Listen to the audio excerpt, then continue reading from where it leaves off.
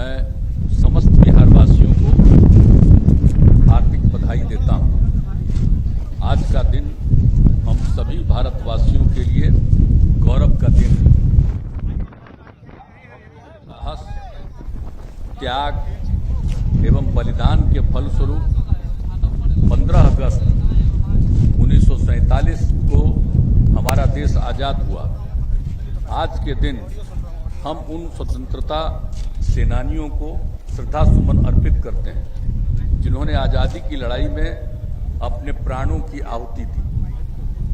उनके उच्च आदर्श आज भी हम सबों के लिए प्रेरणा के स्रोत हैं। मैं उन वीर जवानों को भी नमन करता हूं जो बहादुरी से देश की सरहदों की सुरक्षा कर रहे हैं। उनके बलिदान को कभी भुलाया नहीं जा सकता है। देश के थल, जल और नभ की रक्षा करने वाले भारतीय सेना का हम अभिनंदन करते हैं। आज के इस अवसर पर मैं उन सभी खिलाड़ियों को भी बधाई देता हूं जिन्होंने कॉमनवेल्थ खेलों में पदक जीतकर देश की शान को बढ़ाया है। हम उनका अभिनंदन करते हैं। इतिहास इस बात का गवाह है कि बिहार में स्वतंत्रता सेना आंदोलन में अग्रणी भूमिका निभाई। बिहार के लोगों ने हमेशा राष्ट्र निर्माण में बढ़ चढ़कर हिस्सा लिया और देश के लोकतंत्र को मजबूती प्रदान की है। इस वर्ष मानसून की बेरुखी के कारण सूखे की स्थिति हुई है। जुलाई माह में पूरे राज्य में औसत वर्षापात से 60% कम वर्षा हुई, जिसके कारण सूखे की स्थिति उत्पन्न हुई और जिससे फसलों की रोपनी समय पर नहीं हो सकी। 1 जून से 14 अगस्त तक औसत वर्षापात में 39% की कमी हुई है, जिससे धान रोपनी 80% ही हो पाई है। किसानों को बिचड़ा एवं फसलों की सिंचाई हेतु डीजल अनुदान 60 रुपये प्रति लीटर से बढ़ाकर 75 रुपये प्रति लीटर दिया जा रहा है। डीजल अनुदान के लिए अभी तक लगभग 1,02,000 आवेदन प्राप्त हुए हैं, जिसमें से 48,506 आवेदनों का सत्यापन हो गया है तथा 11,243 किसानों को डीजल अनुदान दिया जा चुका है। आगे सभी इच्छुक लोगों को इसका भुगतान किया जाएगा।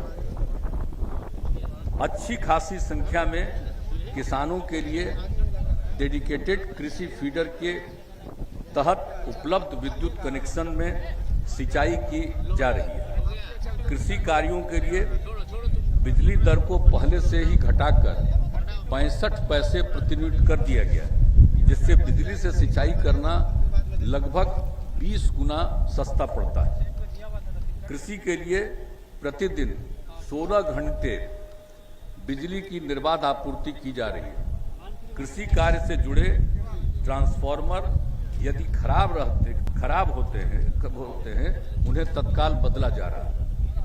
जो किसान धान की रोपनी नहीं कर पाए हैं उनके लिए आकस्मिक फसल योजना के तहत कम अवधि के फसलें जैसे मक्का, कुल्थी, उड़द, तोरिया, मटर, भिट्टी आदि के बीज निःशुल्क उपलब्ध कराने की पूरी तैयारी की जा चुकी है, ताकि किसानों को कुछ न कुछ आमदनी जरूर हो सके। हमारा शुरू से ही संकल्प है, राज्य के खजाने पर आपदा पीड़ितों का पहला अधिकार है। यहाँ हर आपदा पीड़ित को सहायता दी जाती है, चाहे सुखाड़ हो या बाढ़ हो। अब आपदा की स्थिति से निपटने के लिए विद्यालयों में कई तरह के प्रशिक्षण कार्यक्रम चलाए जा रहे हैं। इसमें बच्चों को भूकंप से बचने के लिए मॉक ड्रिल तथा अन्य माध्यम से आपदाओं से निपटने के विषय में बताया जा रहा है। बड़ी संख्या में बच्चों के डूबने की घटनाओं को ध्यान में रखते हुए बच्चों को तैरना सिखाया जा रहा है।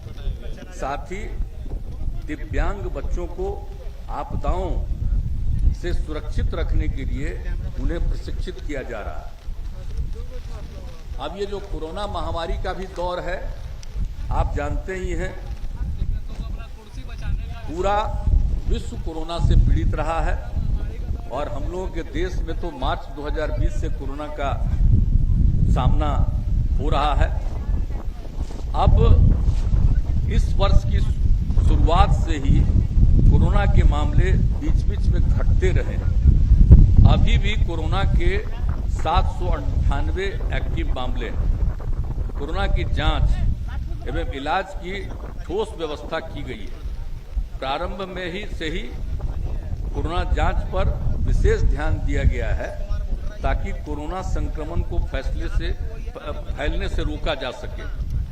अभी भी प्रतिदिन लगभग 1 लाख जांच की जा रही है और हर जिले में RT-PCR जांच की भी व्यवस्था की गई है। 14 अगस्त तक बिहार में प्रति 10 लाख की जनसंख्या पर 7,39,000 से अधिक जांच हुई है, जबकि पूरे देश का राष्ट्रीय औसत 10 लाख की जनसंख्या पर जांच का है 6,38,000। यानी बिहार में जांच की प्रक्रिया हम लोगों की पूरी तेज रहती है और प्रतिदिन इसकी समीक्षा की जाती है। हम लोग लगातार इस पर ध्यान दिए रहते हैं। अब मार्च 21 से ही कोविड-19 टीकाकरण का कार्य भी तेजी से चल रहा है। इसमें प्रथम खुराक, द्वितीय खुराक और प्रिकॉशनरी डोज को मिलाकर 14,75,00,000 से अधिक कोरोना के टीके दिए जा चुके हैं। संकट की घड़ी में राज्य सरकार लोगों के साथ रही है तथा लोगों को हर संभव सहायता एवं सुविधा उपलब्ध कराई गई है। मृतकों के आश्रितों को शुरू से ही 4 लाख रुपए अनुदान दिया जा रहा है। केंद्र सरकार के निर्णय के उपरांत सब प्रति को परिवार को 50,000 रुपए देने का निर्णय हुआ। इसलिए अब हम 4 लाख के अलावे 50,000 रुपया अतिरिक्त मदद दे रहे हैं। अब तक कुल 12,996 मृतकों के आश्रितों को 584 करोड़ और 82 लाख रुपए का भुगतान हो चुका है। अब हर दृष्टिकोण से हर चीजों में हम लोग अपना काम करते रहते हैं, चाहे विधि व्यवस्था हो, सब चीज को, और कानून का राज पूरे तौर पर यहाँ पर स्थापित है। हमारा उद्देश्य है कि जो लोग क्राइम करते हैं उन पर पुलिस अपना काम करे और कोई भी अपराधी बच न पाए। आप जानते हैं कि हम लोगों ने हर थाने को 2 हिस्से में, यानी इन्वेस्टिगेशन ऑफ केसेज और दूसरा लॉ एंड ऑर्डर, इसमें सारे थाने को 2 हिस्से में बांटा हुआ है और सारे हमारे पुलिस वाले और अधिकारी 2 हिस्से में रहते हैं ताकि जहां पर कोई क्राइम होता है अब उसको लेकर के उसकी जांच वो करते रहे और दूसरी तरफ लॉ एंड ऑर्डर की सुरक्षा करते रहे।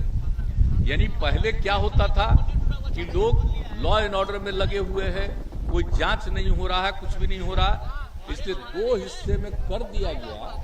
अब उसके चलते जहां भी कोई भी क्राइम हुआ और उसके लिए जो जांच करना है उसके लिए ससमय जांच पूरे तौर पर करते रहते हैं और पूरा का पूरा विभाग, इसके वरिष्ठ अधिकारी एक एक चीज को देखते रहते हैं और समय समय पर, और किसी चीज की नहीं कि भाई कितना क्राइम बचा हुआ है, हर तरह से हम लोगों ने ये कह दिया है कि भाई कुछ भी होता है तो उसका एक लिमिटेड पीरियड में आप उसकी पूरी की पूरी जांच करिए। ये सब काम हम सब लोग कर रहे हैं और इसी को ध्यान में रख करके पुलिस बल की संख्या में बढ़ोतरी भी की गई है और आगे भी इसकी बढ़ोतरी करने का हम लोगों ने निर्णय लिया है और पुलिस के लिए वाहन और अन्य आवश्यक संसाधन उपलब्ध कराए गए। हाल ही में आपातकालीन स्थिति से निपटने के लिए डायल 112 की इमरजेंसी सेवा प्रारंभ की गई। इसके तहत अपराध की घटना, आगजनी, वाहन दुर्घटना, मेडिकल इमरजेंसी आदि की सूचना पटना स्थित कॉल सेंटर में आने पर तत्काल पुलिस सहायता एवं आवश्यकता अनुसार फायर ब्रिगेड एवं एम्बुलेंस की सहायता भी पहुंचाई जा रही है। एक दिन जाकर के उस काम की शुरुआत करने का मौका मुझको मिला और हमने पूरा विमर्श किया और देखा ये बहुत अच्छी बात है कि अगर इस तरह से लोगों को होगा और इसके लिए और भी जितने वाहन वगैरह की बात है उन सबों को बढ़ाया जा रहा है और इसके लिए जितने अधिकारियों की और आवश्यकता होगी उनको इस काम में लगाया जाएगा। जब भी कुछ होता है यहाँ से उस इलाके को सूचित भी करते हैं और यहाँ से भी वहाँ पर भेजने का प्रबंध किया जाता है। तो ये सब काम हम लोग काम कर रहे हैं और आप समझ जाए कि शुरू में ही जो सब जो है हम लोगों ने सांप्रदायिक सौहार्द का भी शुरू से माहौल कायम किया है। शुरू से ही सांप्रदायिक घटनाओं में लगातार कमी आई है। सांप्रदायिक तनाव की घटनाओं के प्रकाश में आने पर पुलिस एवं प्रशासन द्वारा त्वरित कार्रवाई की जा रही है। ये 2006 से ही हम लोगों ने इस पर जितनी बातचीत की है और इस बात को देख करके ये सारे पुलिस के लोग और प्रशासन के लोग कहीं भी इस तरह की घटना होती है उसमें सक्रिय रहते हैं, तत्काल वहां पहुंचते हैं, किसी मामले को इसको और ज्यादा खराब होने नहीं देते हैं और सदैव इस काम को देखते रहना है। और आप जानते ही हैं कि हम लोगों ने कितना सबके लिए काम किया। कब्रिस्तान की घेराबंदी शुरू की गई 2006 में। राज्य के मिली जुली आबादी वाले इलाके में अवस्थित और संवेदनशील कब्रिस्तानियों की घेराबंदी की जा रही है। अब तक 9,442 चिन्हित किया गया है और 7,220 कब्रिस्तानों की घेराबंदी कर ली गई है। यह काम लगातार जारी है ताकि किसी तरह का तनाव नहीं आए। ये सब काम हम लोग करने की कोशिश करते हैं और आप जानते हैं कि हम लोगों ने 2016 से ही बिहार मंदिर चार दीवारी निर्माण योजना शुरू की है, क्योंकि मंदिरों में यदा कदा मूर्ति चोरी की भी घटनाएं घटती रहती हैं। तो इसी को ध्यान में रख करके हम लोगों ने सोचा कि जहां जिनकी चारदीवारी नहीं है उसकी चारदीवारी हम लोग करें और जो 60 साल से पुराना जितने धार्मिक न्यास परिषद में निबंधित हमारे पुराने मंदिर हैं उनकी घेराबंदी करने का काम शुरू कर दिया गया। अब तक 295 मंदिरों की चारदीवारी की जा चुकी है और अब हमने कहा है कि इसके अलावे भी और जितने की भी चारदीवारी नहीं है और 60 साल से कम वाले भी हैं उनको भी हम लोग आगे देखेंगे ताकि हर हालत में ठीक ढंग से चारदीवारी हो जाए और कोई घचपच इधर उधर नहीं कर सके। मंदिर में जा करके कोई कुछ भी न कुछ भी कहीं से कहीं मूर्ति की चोरी भी करता है और ये सब तरह की घटनाएं घटती है। इसी को रोकने के लिए हम लोगों ने 16 से किया है, इसको आगे भी हम लोग काम करेंगे। और आप जानते हैं कि हम लोगों ने अब आगे का भी यही तय कर दिया है, सभी शहरों एवं महत्वपूर्ण नदी घाटों पर विद्युत शवदाह गृह सहित मोक्ष धाम निर्माण का निर्णय लिया गया है। अब परंपरागत शवदाह गृहों को ठीक कराकर और लोगों को दाह संस्कार एवं बैठने आदि की सुविधाएं उपलब्ध कराते हुए मोक्ष धाम के रूप में विकसित करने की योजना बनाई जा रही है, उसको पूरा किया जाएगा। साथ ही यहाँ पर विद्युत शवदाह गृह की भी व्यवस्था होगी, यानी जो चाहेंगे वो विद्युत शवदाह गृह भी कर सकेंगे। ये सब चीज हम लोगों ने करने का निश्चय किया और प्रशासनिक सुधार के लिए भी सारा काम। अब आप जानते ही हैं कि बिहार लोक सेवा कानून हम लोगों ने 11 में लागू किया अब इसके तहत नागरिकों को विभिन्न लोक सेवाएं एवं नियमित समय सीमा के अंतर्गत उपलब्ध कराया जा रहा है। 15 अगस्त 2011 से इसको शुरू किया गया और अब तक 31 करोड़ 65 लाख से अधिक सेवाएं प्रदान की जा चुकी है। शुरू में 9 विभागों की 35 सेवाएं थी, अब इसको बढ़ा करके 14 विभागों की 153 सेवाओं की शुरुआत कर दी गई। अब इसमें से जो भी होता है उसमें 73% केवल जाति का, आय का और किसी के आवास का, निवास का प्रमाण पत्र, इसके लिए सबसे अधिक लोगों का आता है एप्लीकेशन, तो 73% लोग इसका लाभ ले रहे हैं। और हम लोगों ने यह भी कर दिया है, लोक सेवाओं को प्राप्त करने के लिए ऑनलाइन सुविधा भी दी गई है। अब इसमें 90% लोग ऑनलाइन सुविधा ले रहे हैं, ये सब चीज हो रहा है। और लोक शिकायत निवारण कानून भी आपको मालूम है, हम लोगों ने जो लागू किया 16 में, तो उसके बाद आप समझ लीजिए कि अब तक कुल प्राप्त 12,18,075 आवेदनों में से 11,80,672 आवेदनों का निष्पादन किया जा चुका है। अभी निरंतर चलता है, लेकिन अब हम लोगों ने तब 1 साल से फिर शुरू कर दिया है जनता के दरबार में मुख्यमंत्री का कार्यक्रम। अब ये इसको भी शुरू कर दिया है, यानी लोक शिकायत निवारण अधिकार नियम जारी रहेगा, वो चलता रहेगा। और उसके साथ जो जनता के दरबार में मुख्यमंत्री का कार्यक्रम है, यह भी सब चलता रहेगा। अब आपको सबको मालूम है कि हम लोगों ने विकास का जो काम किया, राज्य में सड़कों और पुल पुलियों और भवनों का निर्माण किया। हम लोगों ने पहले सोचा था कि जो दूर दराज के जो इलाके हैं उससे राजधानी पटना पहुंचने में 6 घंटे से ज्यादा समय न लगा। अब वो जब हो गया तो उसके बाद तय कर दिया हम लोगों ने कि अब 5 घंटे का करेंगे। इसके लिए और ज्यादा सड़कों का निर्माण, पुल पुलियों का निर्माण, ये सब चलता रहा है। और हर तरह से चारों तरफ आप जानते हैं कि फ्लाईओवर और एलिवेटेड रोड का जाल बिछाया गया है और अन्य जिलों में आरओबी एवं फ्लाईओवर का निर्माण कराया जा रहा है। तो हर तरह से यानी आप समझ लीजिए पुल पुलियों के लिए भी काम हो रहा है। और एक तो अभी आपको मालूम है हम लोगों ने शुरू किया था दीघा से दीदारगंज तक जेपी गंगा पथ बनाने का हमने किया था और इसका शुभारंभ किया था 11 अक्टूबर 2013 को। अब अभी जाकर के 24 जून 2022 से जेपी गंगा पथ के दीघा से पीएमसीएच तक के भाग को लोगों के लिए शुरू किया गया है। इसको लेकर के लोग बहुत उत्साहित हैं और हजारों की संख्या में लोग गंगा पथ का दर्शन करने के लिए आते हैं। हम भी कई बार 2-3 बार देख चुके हैं, लोगों को कितनी खुशी है। और दीघा से दीदारगंज तक संपूर्ण परियोजना का कार्य फरवरी 2024 तक पूरा किया जाएगा। लेकिन उसके अलावे हम लोगों ने ये भी तय किया है कि पश्चिम में दानापुर से आगे शेरपुर तक ले जाने की योजना, जहां पर गंगा नदी पर निर्मित होने वाले शेरपुर दीघापुर 6 लेन पुल से भी संपर्कता होगी। और पूरब में गंगा पथ को गंगा नदी पर बन रहे कच्ची दरगाह विद्युपुर 6 लेन पुल से भी जोड़ा जाएगा।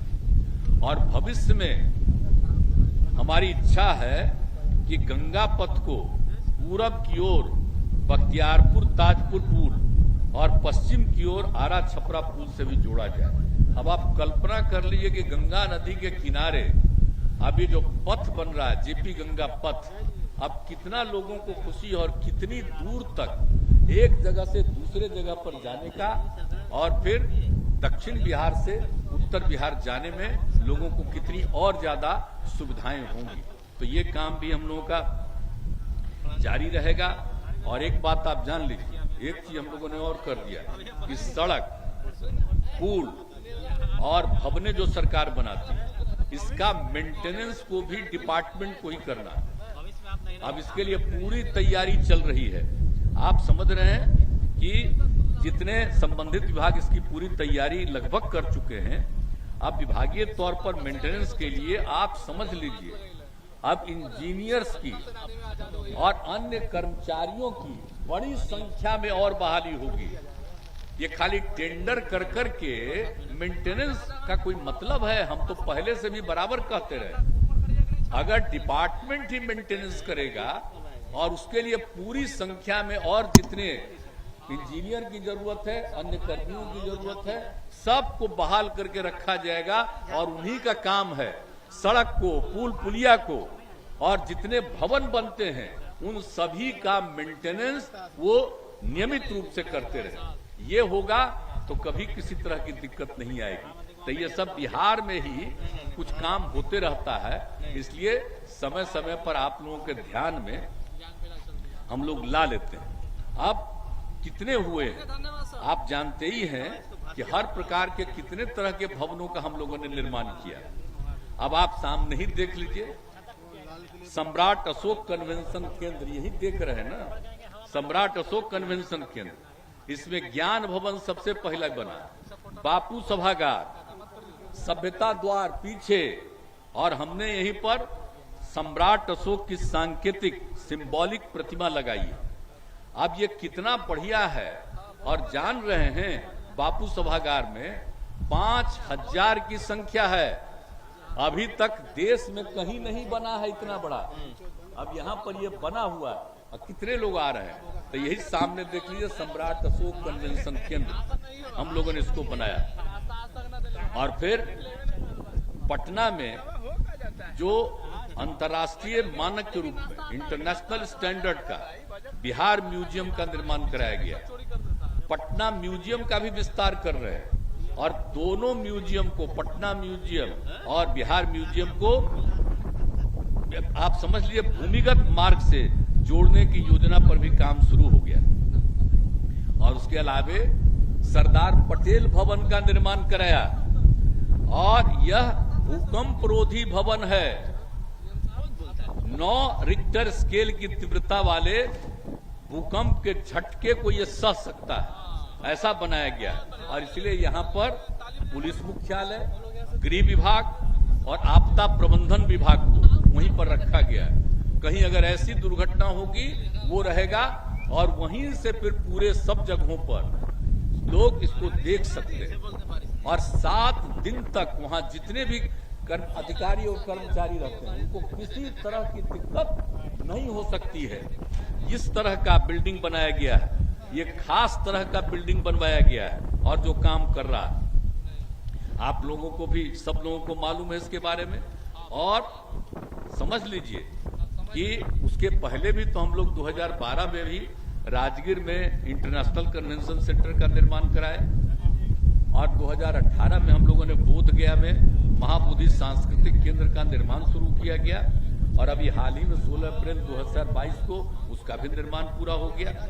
तो इस सब तरह से, और बाकी आप जानते हैं 1917 में जो बापू आए थे, राष्ट्रपिता महात्मा गांधी, चंपारण सत्याग्रह में, तो उनके बिहार आने की स्मृति में ही मोतिहारी और बेतिया में 2000 की क्षमता के चंपारण सभागार का निर्माण पूरा हो चुका है। और मुजफ्फरपुर में, चूंकि बापू आए थे और पटना से मुजफ्फरपुर से ही आगे गए थे, तो मुजफ्फरपुर में भी इसी तरह का सभागार का निर्माण चल रहा है।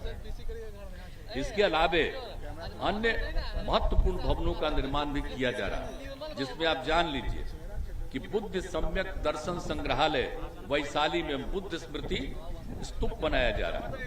अब आप समझ लीजिए कि भगवान बुद्ध के अस्थि अवशेष इसमें रखे जाएंगे। ये अस्थि अवशेष वैशाली के पास मड स्तूप से खुदाई करके निकाले गए थे पहले, कई साल पहले, और वो वर्तमान में पटना म्यूजियम में रखा हुआ सुरक्षित तौर पर। ये बन जाएगा, वहां पर रहेगा।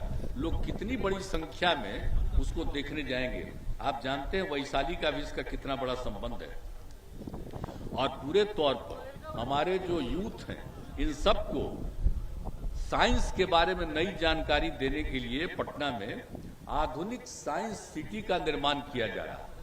और इसका नामकरण हम लोगों ने किया था APJ Abdul Kalam science city. उनका निधन हो गया था, उनका बिहार से बड़ा अच्छा संबंध था, आते रहते थे, राष्ट्रपति थे तब भी, राष्ट्रपति के बाद भी।